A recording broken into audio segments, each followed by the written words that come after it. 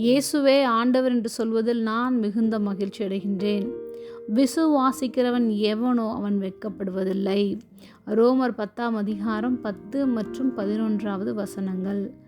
நீதியுண்டாக இருதயத்திலே விசுவாசிக்கப்படும், இரட்சிப்புண்டாக வாயினாலே அறிக்கை பண்ணப்படும். அவரை விசுவாசிக்கிறவன் எவனோ அவன் வெட்கப்படுவதில்லை என்று வேதம் சொல்லுகிறது. நம்முடைய நீதி கிரியையினால் வருகிறதா அல்லது கிருபையினால் பெற்றுக்கொள்கின்றோமா? விசுவாசத்தினால் உண்டாகும் தேவ நீதி கிறிஸ்துவின் சுவிசேஷத்தின் மூலமாக நமக்கு கொடுக்கப்பட்டிருக்கிறது. நியாய பிரமாணத்தில் அநேக கற்பனைகள் நமக்கு கொடுக்கப்பட்டிருக்கிறது. அவைகளை நாம் பின்பற்ற முடியாது. கிறிஸ்துவே நியாய பிரமாணத்திற்கு முடிவாக இருக்கின்றார். நியாயப்பிரமாணம் நமக்கு சொல்வதெல்லாம் பாவம் செய்தால் அதற்கான தண்டனை உண்டு என்பதை உணர்த்துகின்றது. ஆனால் நாம் இயேசு கிறிஸ்துவை பின்பற்றி அவரை விசுவாசித்தால் மாத்திரமே இரட்சிக்கப்படுவோம்.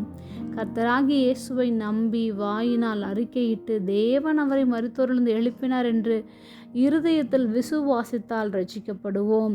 இந்த இருதயத்திற்கும் இரட்சிப்பிற்கும் ஒரு நெருங்கிய தொடர்புண்டு. நான் பாவி இல்லை, இயேசுவின் இரத்தத்தினால் கழுவப்பட்ட நீதிமான் என்று உணர்ந்து சொல்லி நம்முடைய ஆத்துமாவையும் சரீரத்தையும் தேவனிடத்தில் ஒப்பு கொடுத்து அறிக்கை பண்ணினால் நாம் ஒருபோதும் வெட்கப்பட்டு போவதில்லை. ஜெபம். அன்பின் பரம தகப்பனே, எப்பொழுதும் எங்களோடு கூட இருக்கிறவராகவே இருக்கிறவரே, உம்மை விசுவாசிக்கிற நாங்கள் வெட்கப்படுவதில்லை. அதற்காக நாங்கள் நன்றி செலுத்துகிறோம். இயேசுவின் நாமத்தில் பிதாவே, ஆமென்.